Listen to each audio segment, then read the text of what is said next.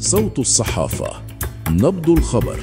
بعد إنجاز أفريقيا للمحليين 3 نجوم يطرقون باب منتخب المغرب.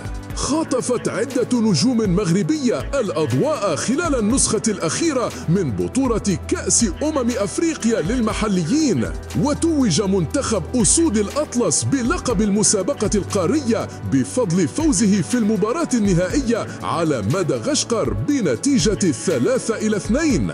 وعبر التقرير التالي ترصد صوت الصحافة 3 نجوم محلية مرشحة لدخول حسابات الرابع العالم في المستقبل القريب.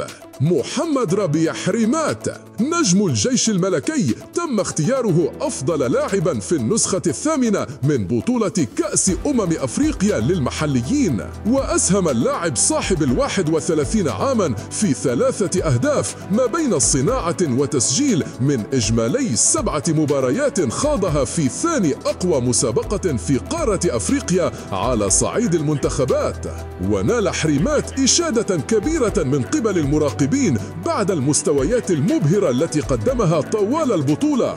أسامة لمليوي مهاجم نهضة بركان حصد لقب أفضل هداف في المسابقة القارية برصيد 5 أهداف من إجمالي 6 مباريات شارك فيها. واقتفى لمليوي أثر نجمي المنتخب الأول أيوب الكعبي وسفيان رحيمي اللذين حصدا أيضا لقب أفضل هداف في أفريقيا للمحليين خلال مشاركتيهما السابقة في نسختي 2018 و2020 على الترتيب.